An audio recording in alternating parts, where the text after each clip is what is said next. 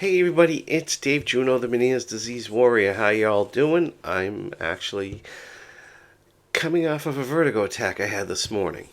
Now, this is what I want to get at because yesterday I made a video about cannabis and THC. Okay, so you kind of probably got to watch that video before you watch this, but it might help some people. So I did take one of the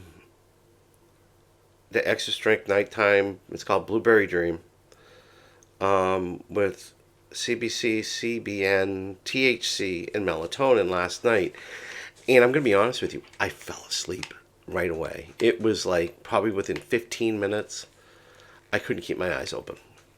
I just was like watching the Commanders and Eagles game, and 9:20. I was just like, I'm going to bed. And I was doing a Zoom meeting last night too, but I started getting sick. I started getting nauseous. I didn't get vertigo. So I was like, I got off of it in case something threw up. And about, hour and a half later, like 9:15, I had taken one of the gummies. And I'm like, okay, I got the nausea to calm down. And then, and actually, I ate some crackers to calm the nausea down. Because I remember my dad would tell me that crackers, saltines can make your stomach feel better. So I had some of that to calm down. It's about, I'm going to say about 45 minutes later, I said, okay, got to try the gummies tonight. Got to get some sleep. So I took it, CBD, melatonin gummy, and man, I'll tell you, like I said, 20 minutes. I couldn't keep my eyes open. I went to bed. It was like 9:30, quarter of 10, somewhere in there, 9:30, 9:45, and I was out. Next thing I knew, it was 4:15 in the morning, and I woke up, and that's good for me sleeping in the bed. So it was like 6 hours of straight sleep. I was just like, oh, thank God. But I got up and put on the news and fell asleep till probably about 5:30. But it was really good to sleep. I woke up. When I woke up at like 5:30, I felt like everything was great. I felt refreshed. I felt rested. I felt ready for the day. Um, and then about 9:30, I started feeling nauseous. I was like, ugh. I know my granddaughter's got the stomach bug. I just hope I don't have it. And then I started feeling nauseous again. So then I'm just like, okay, let me just rest and see, drink some Coca-Cola and see if it settled.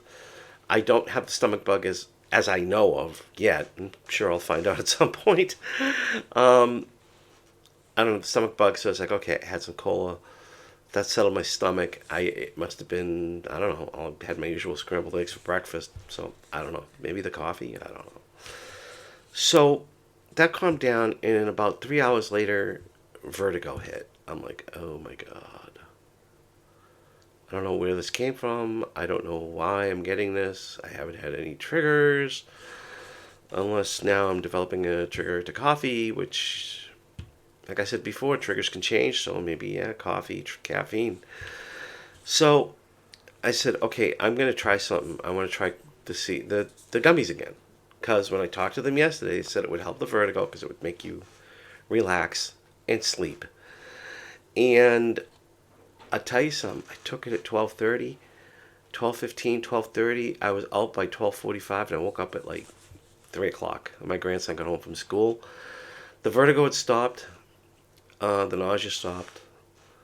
And I still felt kind of mellow. And that's probably because I was probably a bit high, too.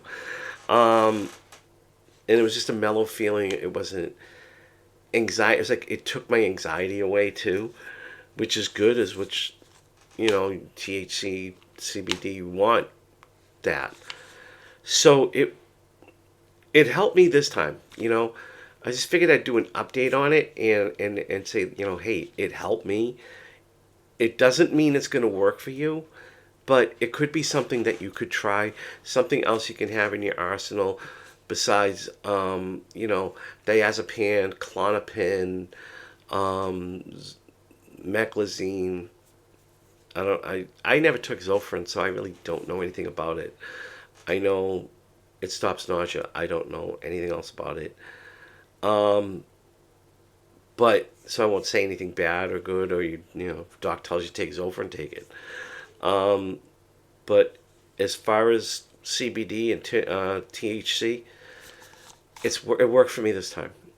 So I'll do, as things progress, or go forward, I should say, I will, keep doing a little bit of update. Like if I have another attack, I'll do this again. If that kicks it out, then I'll let you know. I'll probably, if I'm going to have an attack, I think I'm going to cut it in half. I'm not going to eat the whole gummy. I'll just eat half the gummy, um, just for sakes. But if I want to go to bed, I'm going to eat the whole thing and know I'm going to probably sleep through the night. So yeah, if you have an insomnia, you don't want to use melatonin isn't kicking it as much as you'd like.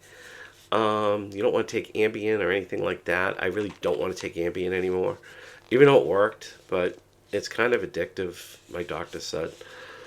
Um, this may be the way to go.